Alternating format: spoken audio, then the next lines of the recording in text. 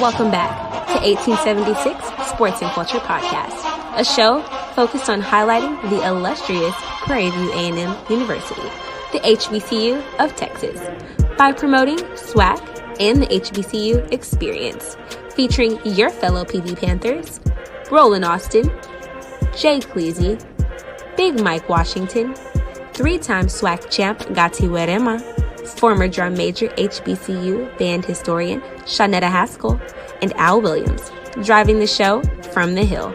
Please subscribe and follow us on social media at 1876 SCP.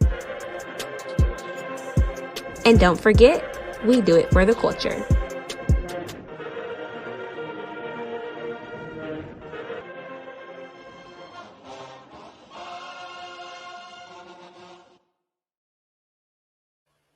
And welcome to the 1876 Sports and Culture Podcast.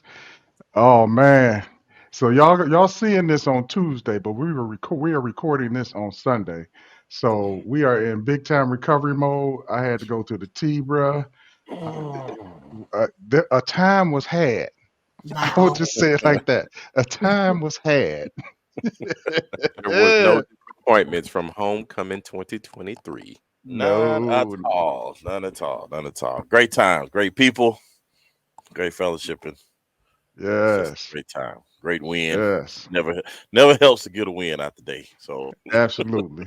Man, I went all the homecoming, did not go to the bookstore. I didn't go to not one vendor. So I'm like, how did that happen? I didn't spend a dime. Yeah. Oh man, you are consider yourself a genius. Yes. Because brother, the money was waiting to fall out of your pocket no matter where you went. Man. The bookstore, that is definitely the Neiman's of HBCU books. It's high. The Neiman Marcus. They had jackets up in there for $80-$90. What? No, someone bought a jacket out of there for about. That's what I was gonna say. But I will say, is that the reversible one, Shawnetta? Was that the reversible? Nah, this one was a Letterman type jacket. No, I saw somebody roll up out of there with a reversible joint, and you like it's gold on one side, purple on the other. I was like, oh, that's $50 t-shirts. Man, I'm glad I didn't make it over there then. I'm good. Yeah, they was waiting. They was waiting to get you. But man, I mean, everything went pretty much according to plan and schedule. Like I had prepaid for day one crew. I prepaid for the Alpha tent. I had prepaid for a lot of stuff. And this year, actually, everything flowed. It was a wonderful thing, man. It was a wonderful thing. Yeah. I will say there was an air in the air. An air in the air. Air in the air. Am I saying that right, Shawnetta? Shawnetta, you always keep us on track. It felt right. It felt good. Yeah. People didn't feel like they were getting towed on campus. I know we started out kind of scratchy on parking and things like that, but that seemed like that worked out well. I kind of feel like the administration from the university finally made some phone calls to the local municipalities, right? Yes. And they understood the financial impact that they were about to start having with having those folks there. Not to mention the negative side of that, right? Based on, you told people that, they're coming down here for this event. Why would you increase it? Now, there were some folks that got told. Don't get me wrong. But it was definitely not at the magnitude and the lack of discretion that we have seen in years past, right? So that was great. Look, shout out to all those other folks. I know we're the last ones of the HBCU homecoming trail. I know everybody say their homecomings are great, but listen, I don't know how we rebrand PVs, but we're like 5 tailgates in one. We're like 5 homecomings in one. Bruh. Yeah. The number of RVs on the yard for our homecoming is just, I don't know where else you see something like that. I went to a NASCAR race and didn't see that many RVs. Oh my.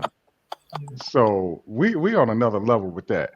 We are on a whole nother level with that. But And man, year. This is my first year staying in the RV, and Okay. it will not be the last. Okay. Oh, we have a newcomer. Oh, Welcome to YouTube this water though, because we ran out of water. Yeah. Rookie mistake. Rookie. Yep. That's okay. Yep. We've all done it. We've Yeah. all done it. Yes. You You can't had to let pay that anyone. man driving around with the water on the back. You talking about potable water for $100? Listen, I had the baby's number in my phone. I tried to call him. See? Voicemail is full. Right. You come by at midnight, baby. It's okay. Yeah. Okay, go Right. ahead. See, now we all right. It was good. We stayed in an Airbnb for the first time out in Hempstead, and it was real nice. We were out in the country. It had a swimming pool, and you know, I was like, man, I think I'm post RV at this point. I enjoyed taking a hot shower for as long as I wanted to. Yep.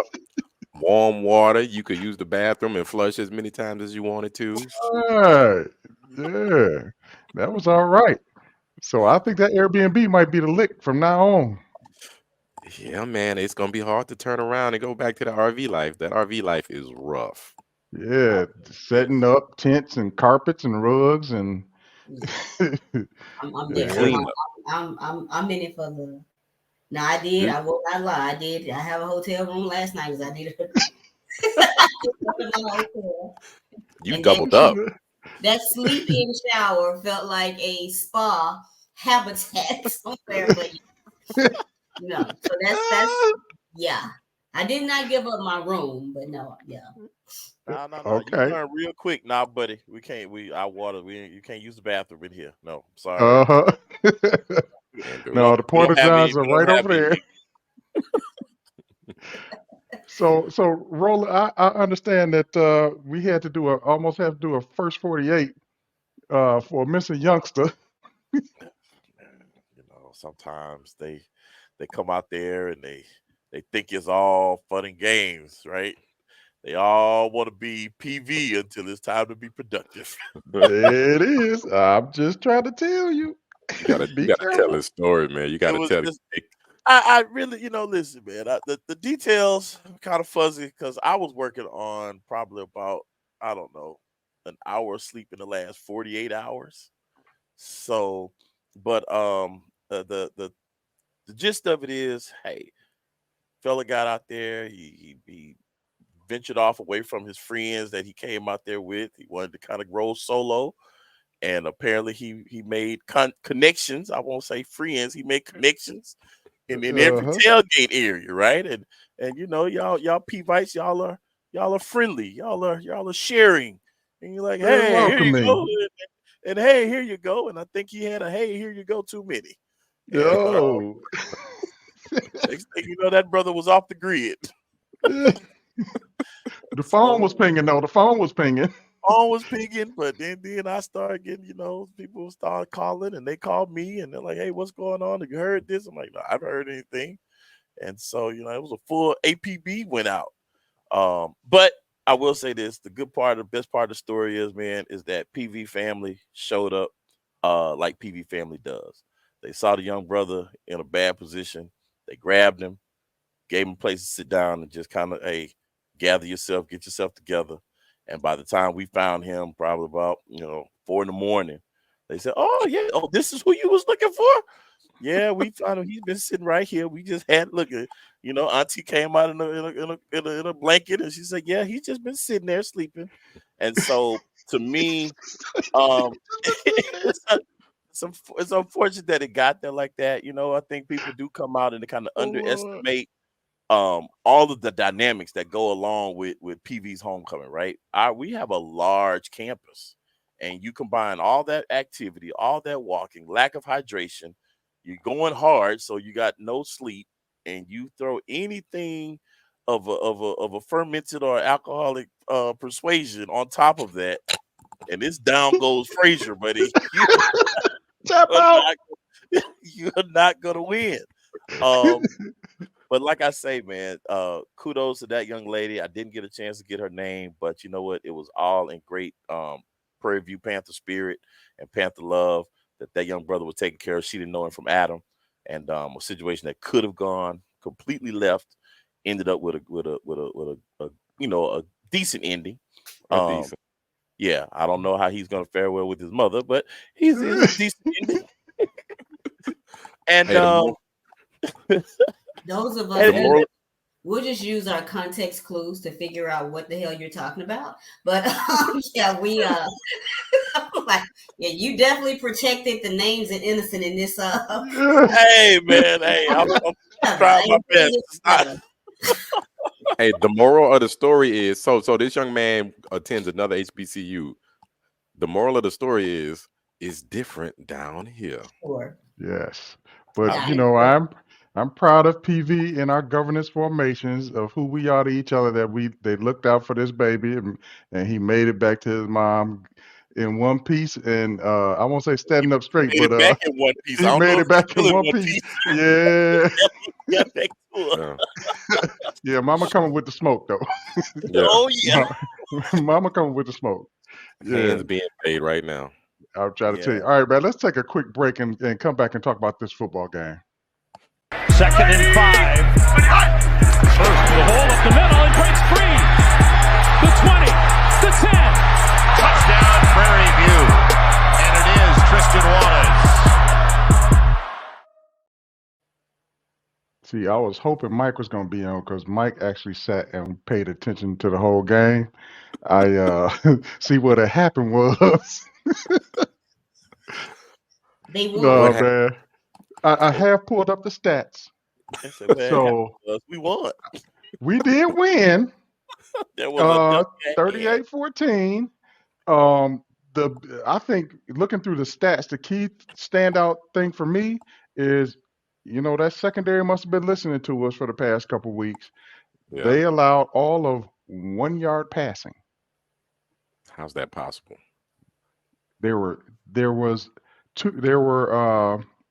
Let's see, quarterback Edwards was 3 for 8 for a -4 yards and 1 interception. And then the backup quarterback Higgins was 1 for 4 for 5 yards for a net of 1 yard passing. So we did see a lot of presses from our DBs this week. They weren't given that 15-yard cushion. So okay, I'm really pleased to see some adjustments. And that's a hell of a showing for at any level when you can hold a team to 1 yard passing. Yeah, they were playing essentially kind of sort of bump and run. Up on them, 5 yards, no more than 5 yards off of them. So they proved that they can play a different style of defense besides the 10, 15 yards off zone defense. We had a pick six. Seatbelt had a pick six. Yes. So that was impressive. They came out ready to win homecoming. It was a good showing defensively. Yeah. Offensively too. Offensively, we had a Chris Herron showing. He was the best receiver on the team, in my opinion, last season, and we hadn't seen much of him this year. And so he had a couple big catches and some nice runs after the catches. So it was good to see him get back in tune with the offense. Yeah, that was huge. And Conley had a really good game yesterday, 18 of 29, 305 yards. 1 TD and 0 interceptions. That's a nice bounce back from the fam game. I like that. And he's healthy. He's healthy. That's key. He is healthy. Yeah. So, Mike, I'm glad you made it on because you were sitting in the suite and paying attention to the game. I was too busy doing a little everything else, getting the PV Funk chant going and all that stuff. So tell us what you saw and what were your standout things from this game. Yeah, so I apologize for being late, guys, but this was one game where it was played. It was a complete game from start to finish. I've heard some of you talk about there was no 10 to 15-yard cushions by the cornerbacks, first of all. So we even had a pick six in it. But I believe that was a second score. But Conley, you got to give it to him, played a complete game, meaning he was passing. He was running. There were a couple of times he had options to run. And in the past, we've been kind of a critic of Traylon Conley, saying, why don't you run more when you have the option instead of waiting for the other person to come? He took the opportunity to run. We had questionable referee calls, 3 that I can think of off the bat. There's a questionable late hit call on the punt return. There was a questionable call on a touchdown that really was a touchdown, but it wasn't. They reviewed it twice and came back and said, well, it's a touchdown. They reviewed it again, and evidently somebody called and evidently said it wasn't a touchdown. But all in all, if you look at the stats, balance, you look at all the stats, it was a balanced game. If Prairie View brings this balanced game next Saturday to A.W. Mumford Stadium in Baton Rouge, they have a chance to beat Southern. Southern is looking very, very suspect, very weak right now. Hopefully they don't get it together by then, but they have a chance to beat it. They played on all 3 sides of the ball, offensive, defensive, and special team. They were there yesterday, so they made a few mistakes here and there, but all in all, great job by the Prairie View offense. The play calling even got about a shade better. A shade, meaning not every play was predictable. A run up the middle. Exactly. You still had a few. All right, here we come with the run in the middle, but you had a few wrinkles in the offense. If they can bring that to A.W. Mumford against Southern, they got a strong puncher's chance to beat Southern, because Southern is looking very, very weak right now. Yeah. Hey, and let's talk scenarios. This time last week, we all said there's no way. But here comes Alcorn beating Southern yesterday. Yep.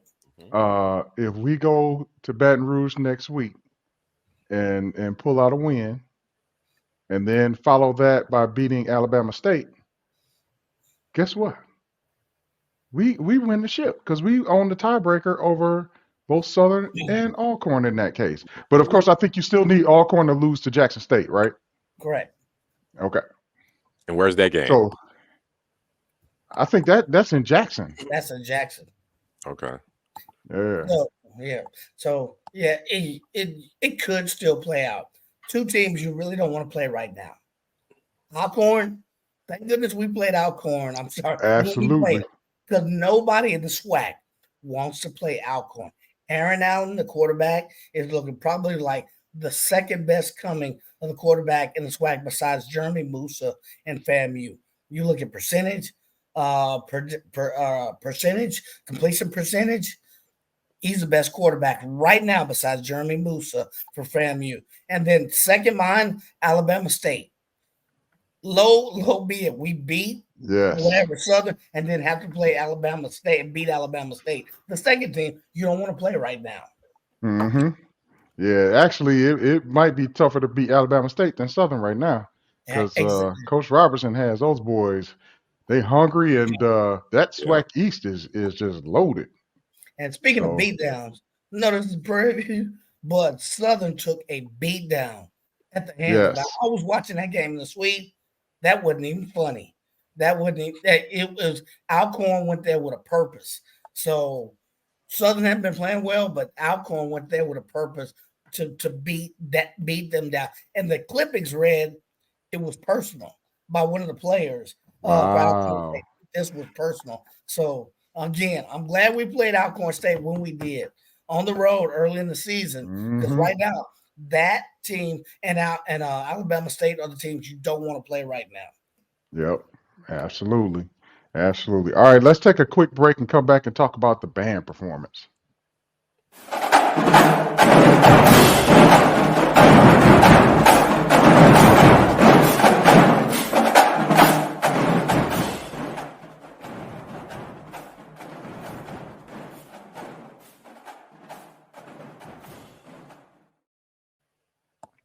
All right.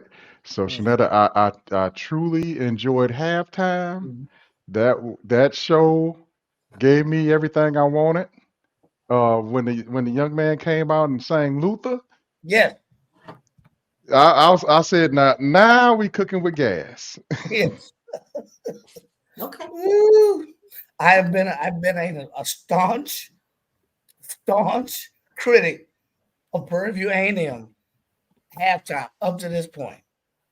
That goes out the window. They did that formation with the storm stopping Yes. Chinese. Oh my God. And then the songs they play, can we talk? Oh my God. Well, Yeah. I was like going to church. I was like, Yes. where has this Prairie View A&M band been all my life? This is what we asked for. He said all my life. All my life I've had to fight. Oh my God. So Shanetta, I what think say you? overall I liked it. I think from a fan, like I can see why you all liked it. Like I can see that. If you ask any of the band, like old heads, we're still going back to the tempo. The tempo was way too slow, right? Just way too slow for the drill number. But then I said, I said, hey, maybe because we're in Houston, they gave us the screwed and chopped version. Oh. Ooh, we man.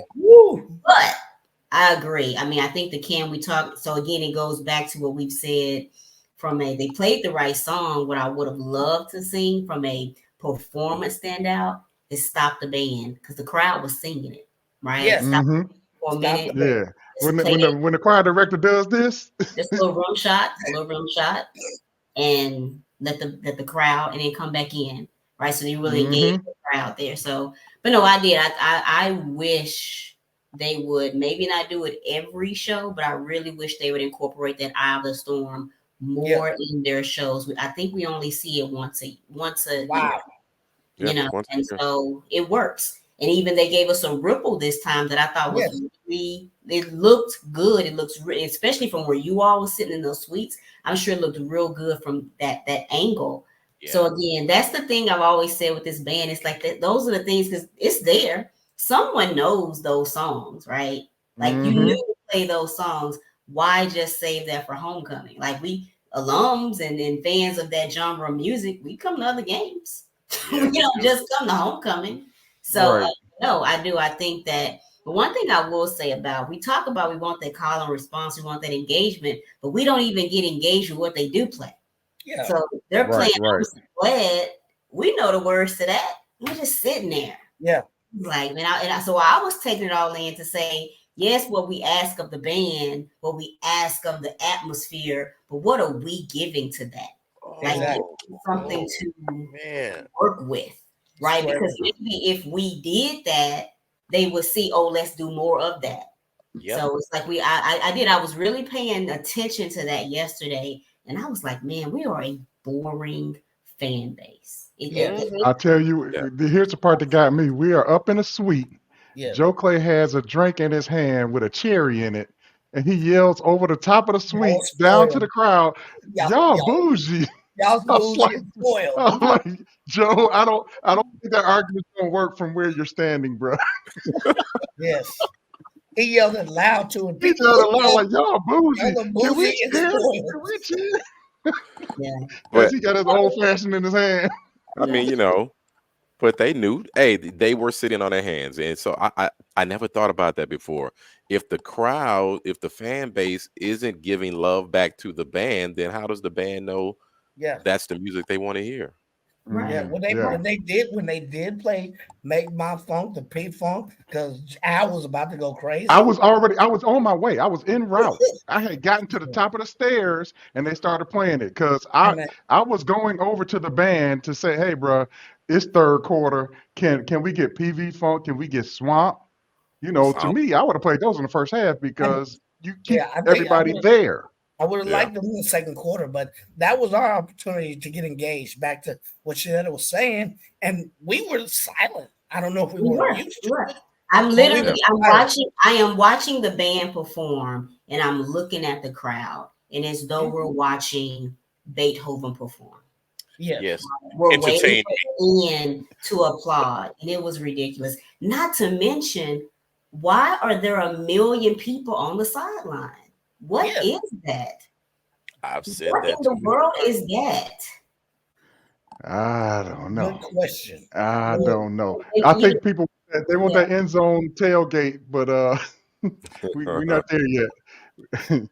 But I think we need to get the message out that you can play PV Funk multiple times in a game. It doesn't get old. Yeah. Swamp does not get old. You can play Swamp after every touchdown, and you can keep the Flight of the Bumblebee thing. But no, that's our fight. That's called our fight song. And that's what we play. That's what we play. Yeah, we need a governance structure fight song. Give me something with on the 2s and 4s and not on the 1s and 3s. No, but here's the thing, even after the fight song, there is a call and response with what the bass, what the percussions are doing. We don't do anything though. I don't even know what I'm supposed to say. There used to be a movement to that. There used to be a movement to that. Yeah, it was fight, wasn't it? But it's like you would go with the exactly. Women do it anymore. But their movement came in the 5th quarter. They played a song in the 5th quarter, and they were moving. 5th quarter, they were hyped. I was like, that's what we need to play. They were moving side to side, and then give me that in the first quarter. I was like, that's the kind of song we need when we score. Seriously. But all I'm gonna say is I know we need to move on, but what I saw yesterday, we are asking a lot from the band. The fans, we need to do our part as well. Because as a band, no one wants, if you were an entertainer, you do not want to play and you're giving your all. Because again, I would be surprised if they don't go up in those rankings or ESPN rankings. That's the show that I would send because it was overall a good show. But from the crowd participation, you couldn't tell. They should go up in every ranking. I was doing this to Dr. Cavill. Number one. They should go up in every band ranking. Personally, I thoroughly enjoyed that show yesterday. No doubt. Absolutely. And I think a lot of people thoroughly enjoyed it, but the atmosphere, the hypeness, it just wasn't there. And they were performing their butts off. Maybe we just need to sell more alcohol during the game inside the stadium. No, that is not the thing, Joe. That's not the solution. No, that is not the solution. I do, Shanetta, and we're going to go ahead and end, but I do think you are absolutely correct. I remember looking down and saying, oh, wow, this is the most entertain me crowd that I've ever seen ever. Yeah. And whatever it is that we have to do, I don't know if it is more of that call and response training, because some of the stuff, like I do, you're right. When we play the fight song, there is a part that you go fight. I mean, can we put that up on the Jumbotron? I mean, it's a lot. We need to go like karaoke church. Yeah, like we engage people to get them under, because there's going to be a generational gap because some of these young kids do not attend the games. They don't, and it's not embedded in them. They don't do it, and so they don't even know what's expected out of them other than come, be a fashion show, see my friends, go stand at long lines at the concession stands, and leave. After halftime. The one thing I would suggest too is the freshmen in the band are in the summer they're there at the same time doing orientation. Engage your freshmen, teach them the words to Swamp, teach them words to P-Funk, practice it with them. That point right there. Right. Yeah. That's all you're doing is learning about PV, right? So incorporate it then, and then see if it will build on. And let me say this: those are not my thoughts. That's something that Slee told me yesterday that he thought would help. Slee Rob. All right. So. All right. With that, let's take a quick break, and we'll be right back with Meet Me at the Flagpoles.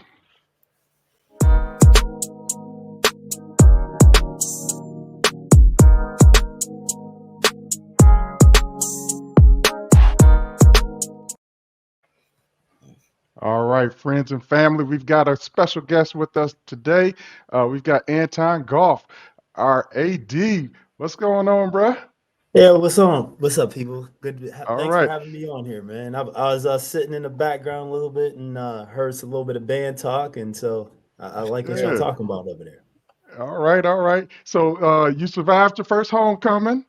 I did. I'm here. You still got a voice. Made it through. He's alive. Yes. Absolutely. So I heard, the Kappas had a little thing for you earlier in the week, and it was welcome you good. in with the Zoo Yeah, Boys, and yeah, yeah. yeah. They did a little thing, a little meet and greet for some of the brothers that don't live around here, and so had something at the chapel right down the street, and gave a $5,000 check to athletics, as well as gave me a commemorative paddle and whatnot. So it was good. All right, all right. Good Look at them Zoo stuff. Boys. Okay, okay. All right. Well, we know your time is limited, so we're gonna jump right in with some of these questions for you. Shanette, I'll let you go first. All right, first one. What's the amount for athletics to be fully funded for all sports? And what is the current gap? So right now, we're probably as far as a gap, and it varies anywhere between $850,000 to almost close to $1 million. Right? If we look at it, we're probably like total of 18 sports. We're probably about 17 full scholarships short of being fully funded. You know what I'm saying? That ranges from like we're fully funded men's and women's basketball, football, but the NCAA allowment, we could still work in a good 37 or so. To get into a full range sports, everything from golf to baseball to tracks and things of that nature. Okay. All right. Joe, I'm gonna go to you. I know. Again, thank you for coming on the show. PV family, PV Nation loves your energy and the passion that you show on the field. So that's the first thing I wanted to talk about I right there. appreciate that. Thank you. So one thing that PV Nation has been waiting to get for the last couple of years is the vision and the direction of the athletic department. Can you give us a your high level view of what are your short-term goals for, say, this academic year, as well as your 3 to 5 year goals for the athletic Yeah. program? So when I came in, and I've told a lot of people this, my vision for PV Athletics is to be one of the premier athletic departments within the SWAC, all the HBCUs, and all of FCS, right? Meaning football, college subdivision. Because I feel like we have the base with the facilities. Obviously, we're not there with a budget, but I think the fan base, I think we have all the things in place that if we grow it, that we can dominate the SWAC. But I just don't want us to be the best in the SWAC. I want us to be able to look across the country. And when people talk about FCS level, the mid-major type athletic departments, people are looking at PV saying, hey, man, they've done it the right way. They've grown it. They're a model for others who are trying to get to the next level, right? In doing that, I got like 5 pillars, man. Looking at academic excellence, athletic excellence, community service, personal development, and our mental health stuff, right? And so what I'm trying to do is to make sure, first and foremost, that our coaches and our student athletes have the resources to compete for championships. I'm a former student athlete. I played football 1,000,000 years ago, and there's nothing like being able to have a great experience as a student athlete, knowing every time you go on the field, the court, whatever it is, you have a chance to win, right? That's a positive experience. There's times that, yeah, maybe the odds of me winning are a little bit lower, but have a chance, right? I never want any of one of our teams of the 18 sports we have to be able to have that feeling where they go out there and they know they don't have a chance to win, right? I want our coaches to be able to have the resources to be able to compete for championships. So it's that fundraising. It is, getting the fans involved, being able to make sure that we're competitive on a national level. Like, I want us to be able to, when we go to SMU and you got some of you guys are up there, like maybe we don't win that game, but it's a competitive game, right? You know what I'm saying? And we leave out of there with some respect. And so that's the things we're trying to implement from a short term to a long time goal, Joe.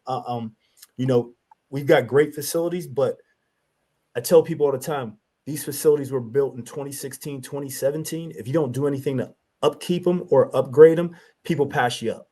Right. Yep. And so now we're getting to the point where we see things starting to break down a little bit. You know what I'm saying? We need new turf. We got to, replace some things in our stadium, in our arenas.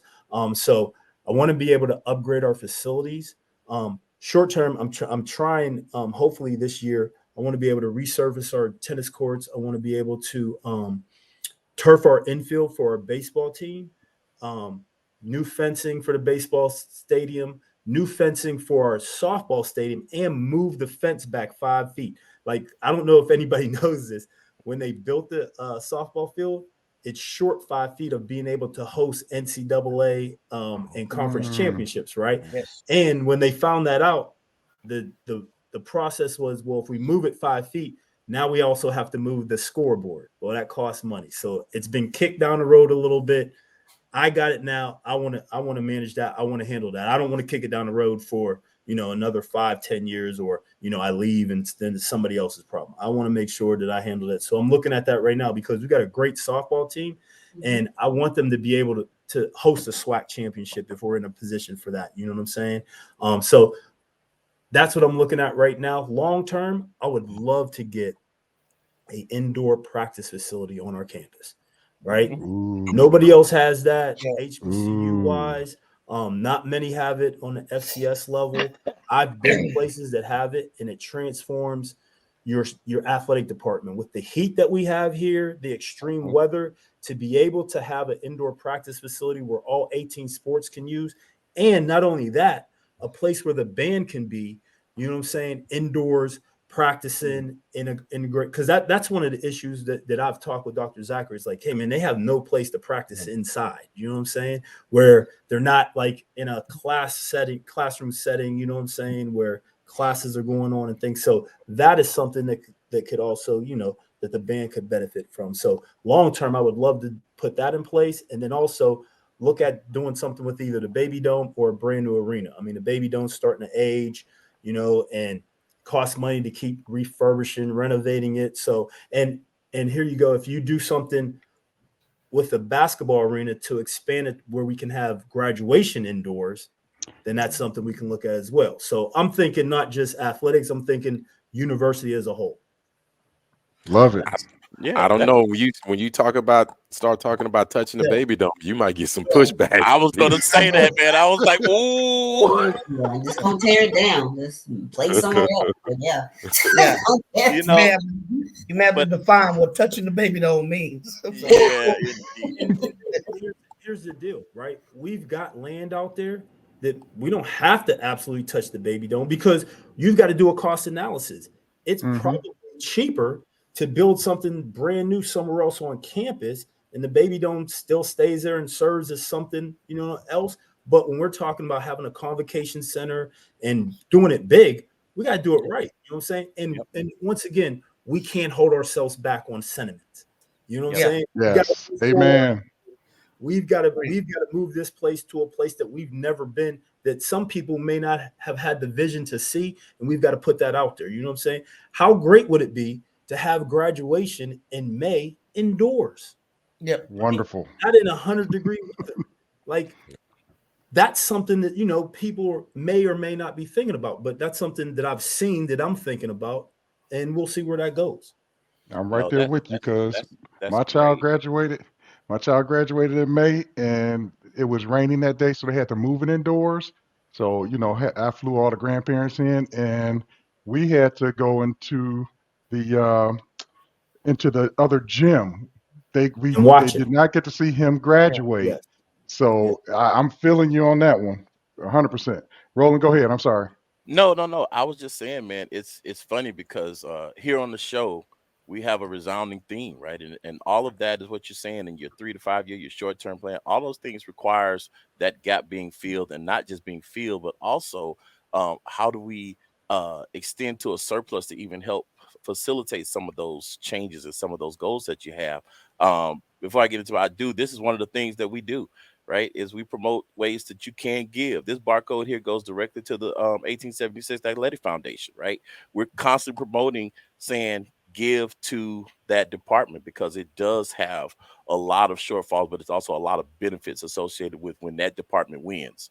In terms of thinking about how do we win, we know that shifting gears a little bit to our football team, we do know that we've been having some issues with nutrition with our athletes, right? And that's more of a short-term thing. Are we going to look into something that we can do to help improve that for those guys? Yeah, I've already put and money ladies. into. No. I've already put more money than we've ever had into nutrition already. That was one of the first things I did with working in sports medicine. Our nutrition bar down in our fueling station down in the weight room, fully stocked. We got muscle milk. We got protein bars, fruit. So after every workout, you're able to get some refueling to go back into your body because as an athlete, I know what it takes. Like when you finish up working out, the best thing you can do is put protein back in your body, because when you work out, you break down your muscles, your protein. You need protein to build that back up. What happens a lot of times is that student athletes, because of their schedule, don't have time to eat a full meal. And you shouldn't eat a full meal right after working out anyways. But a lot of times there's a window of about 45 to 60 minutes that you should put something back into your body. So we make sure now when you finish your workout, you go directly to the fueling station and you get that back into your body. So I probably gave CJ about $50,000-$75,000 to make sure our fueling station is right. And then what we'll do is we'll continue to fund that once working some things out with Gatorade, PepsiCo, you know what I'm saying, to make sure we have that branded and going at a high level. I understand that. The ultimate goal, and I'm a dreamer, man, y'all hear me as you get to know me, I would love to have a training table, a true training table that in the evening that our student athletes would have a place when the dining hall isn't open at a specific time, or when we know we have a nutritionist that's given us what these student athletes should be eating on a regular basis to be able to meet peak performance. Now, that costs money, that's space, that's everything. But ultimately, I would love to see something like that. That's awesome. Awesome. Definitely appreciate that leadership and that initiative to go ahead and jump on that. So next question. One of the things that, as we look at the budget and think about ways that revenue comes into the athletic department, one thing we didn't see was parking. Seems that parking has been moved under UPD, and now we see they got the cars to give tickets automatically and all this fancy equipment. I'm like, can athletics at least get game day?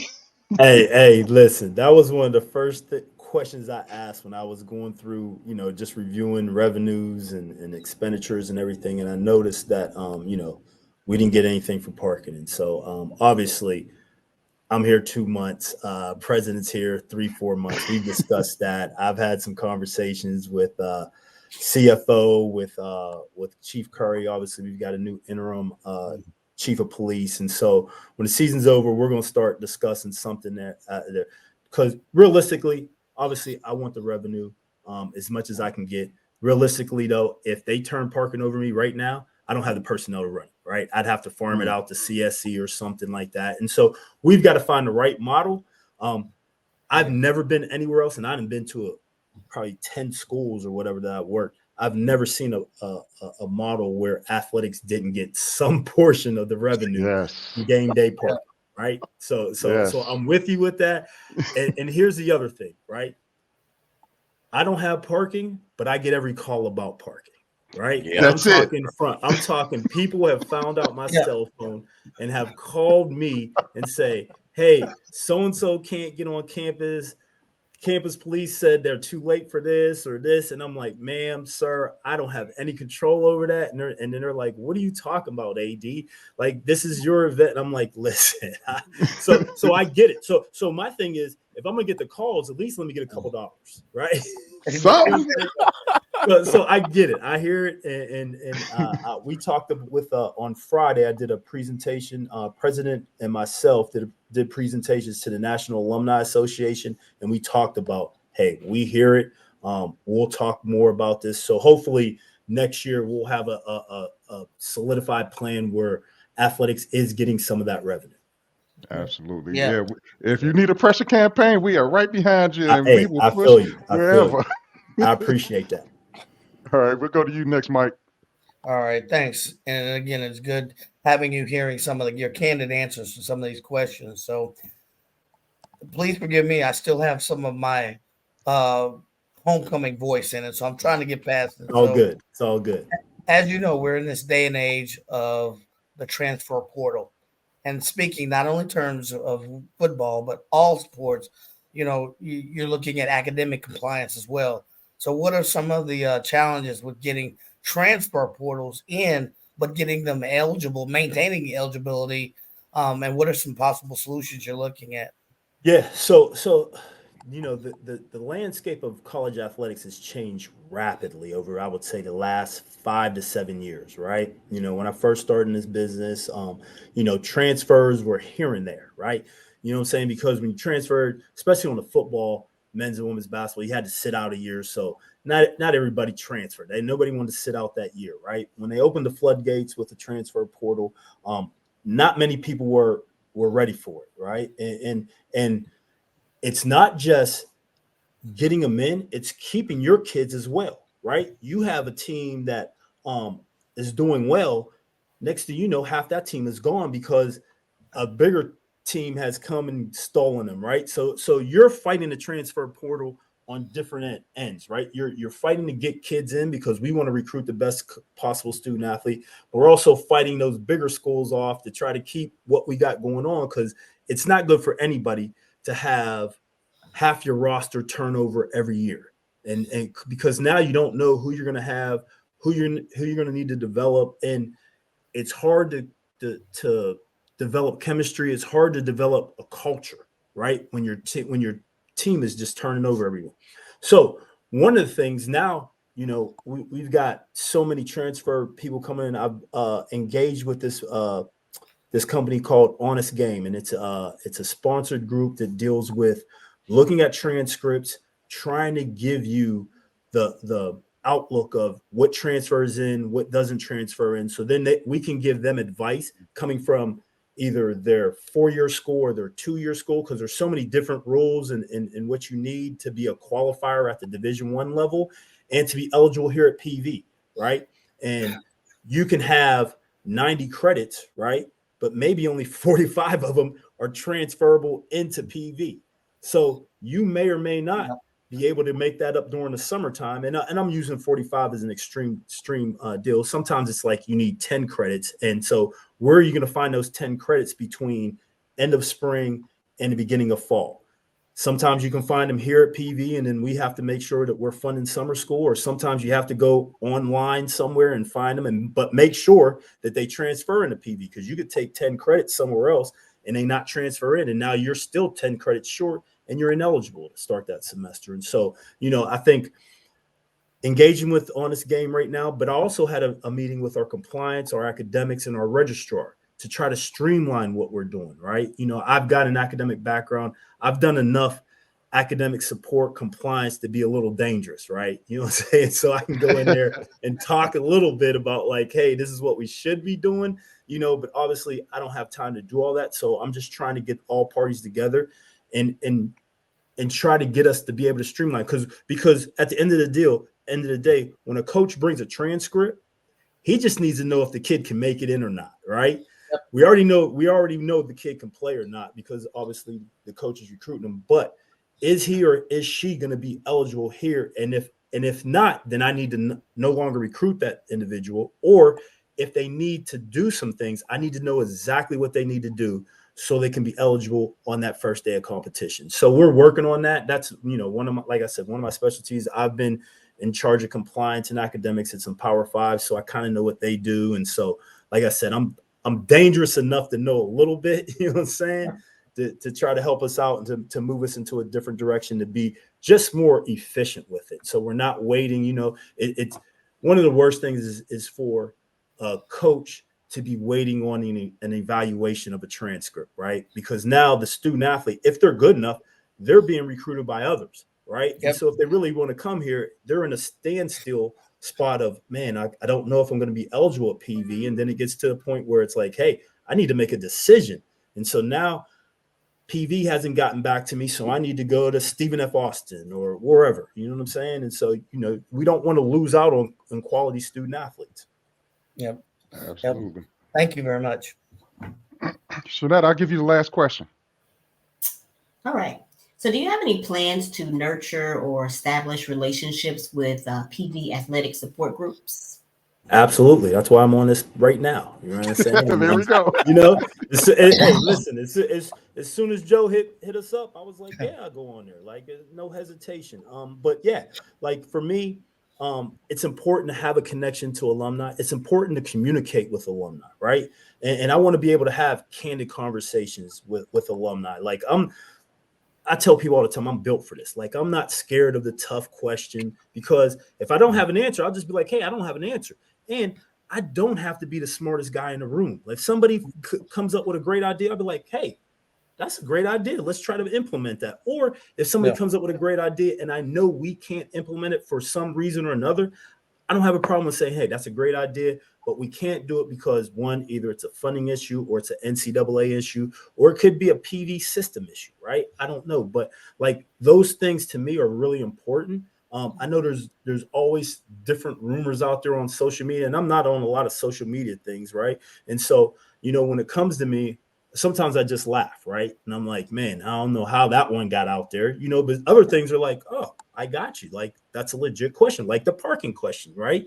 You know what I'm saying? And it's, you know, sometimes it's, hey, I'm thinking the same thing you guys are, right? You know what I'm saying? I see the same thing you guys see. So some of the things I hear and see, valid. And I don't have a problem with saying, yeah, man, that's valid, right? I'm working on that.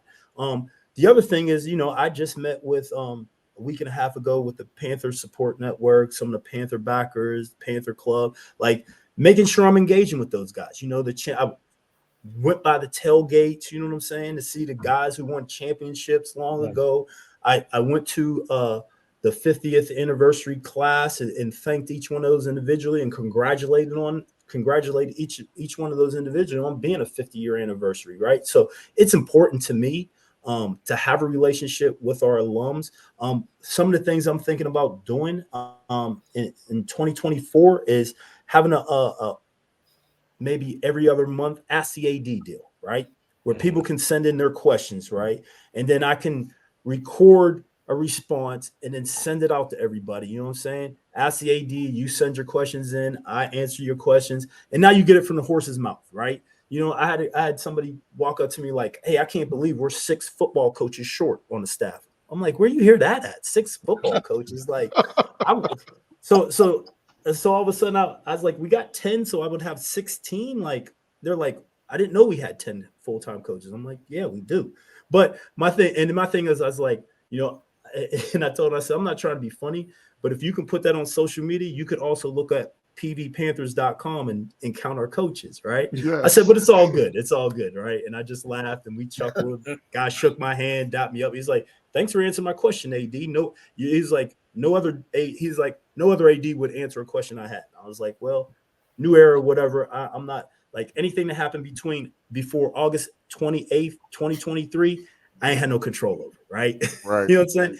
And then the other thing what I want to do too is like, so say January, we do an Ask AD.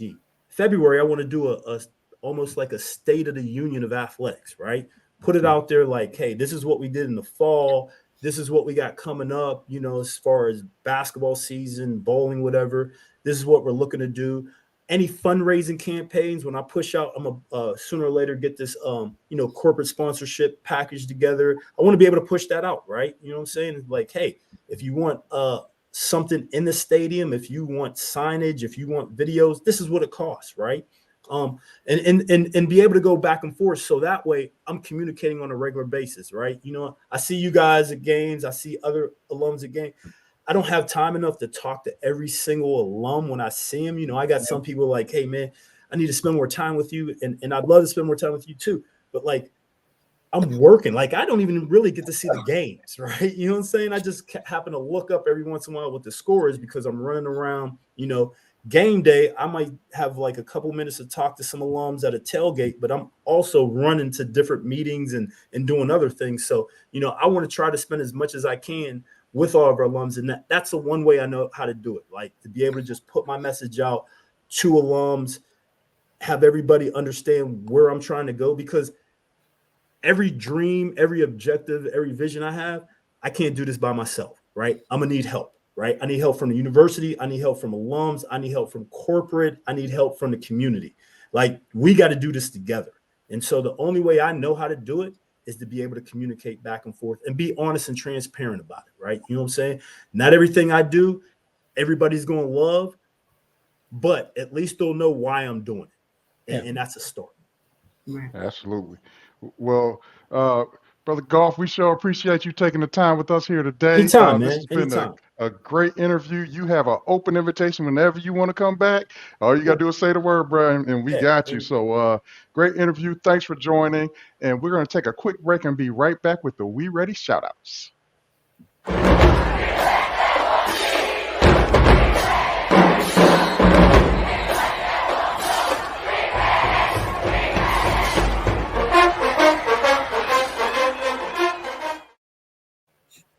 All right, and we are back for the We Ready shout-outs. Okay, who's got the first one? I'm going to hold mine. I got one. I'm gonna give a shout out. I'm gonna give a shout out to the cat suit manufacturer, because it's a cat suit epidemic across Prairie View campus. so I don't know who's making them and who's selling them, but I guess we need to give you a shout out for providing all the eye candy across campus. I guess they ready. Leave it to Joe. They ready. I was not ready for that. I was not either. All right. I'm giving my We Ready shout out to the band that performed at the alumni tent. Yeah. Alumni stage. They were fire. I mean, I think that show wrapped up. It might have been 9 o'clock. I felt like it was 1 a.m. because they gave me everything I wanted. They were ready. They were ready. They were ready. Yeah. I do have one. It's not a we ready, but it's kind of we own you. So I got pursued by the coach of the women's volleyball team. And I told her that I would really go back and correct myself. I've been giving kudos to several of the lady volleyball players. One in particular, Janiyah Henderson. I believe I've been saying Janya. Janiyah Henderson is the correct pronunciation. She called me not once, not twice, but 3 times. She was pop quizzing me in the middle of the tailgate. What's her name? What's her name? I'm getting names. So to Janiyah, who is also, again, still doing a phenomenal job, they still ready. She ready. You better get ready. He said, you better get my name right. Get her name right. Go ahead, Shanetta. I've got one. So I just want to give a shout out to the Eta Gamma chapter of Alpha Phi Alpha and also the Delta Psi chapter of Delta Psi. Both won the step show in their respective areas. Pan and it was CSO when I was there, so I'm assuming that the non-Greeks are called CSO, but just want to give a shout out to them. They did their thing Friday night. There it is. About Iceland. See? No. That's what I thought she was about to say. I stay on concrete. I was in the concrete area. Shanetta don't go over to the third ward. Hey man, I got 2, Doc, because you did bring that up. Hey man, shout out to all of the folks that have these all of the D9 members that are actually establishing themselves in their own villages. You know, at Capeland, you had I don't know what the Sigma Q Nation, which is probably one of the most synonymous with those type of setups. But Iceland really came through like a vengeance. They were ready. They were really ready. But my actual shout out today is actually one of the police officers, UPD, I believe it was, pulled over a young man late that night, early in the morning. And it was a situation that could have went very, very bad. And that officer held and conducted himself with the level of professionalism that you just don't hear about when we hear about all the things that can go wrong and do go wrong in law enforcement. I don't know the young man's name or the officer. I'll say young man. I don't know the general. Yeah, it was a male. I don't know his name, but whoever made that arrest that night, he was ready. He was ready. He was ready. Yeah, I think we got to give a shout out to our interim chief Curry, interim chief Michael Curry. We ran into him at the game, and I think we talked to him for about 30 minutes, man. And real cat, down to earth. he even pulled out pictures on us for something. He was like, "You mean like this?" We was trying to make a case of yeah, we was making case, and lighten he up was just but everything that we I really came up like with. him, man. I I did too. like I him. enjoyed I the think conversation. I didn't feel over aggressive police presence at homecoming this year like I have in previous years. There seems to be taking a different tone. Yep. So I really like what he is doing so far in this role, and I look forward to working with him as we move throughout the rest of the year and into the spring. So shout out, he ready. Interim Chief Michael Curry, he ready. He appears to be ready. All right, Sinead, you're gonna take us out of here. Let's see if we can get this Are right. we ready? Right. Okay. PV. You know. No, that wasn't too bad. I think I might have been a little early, but okay. All right, run the credits, man. Run the I credits. went with the fan.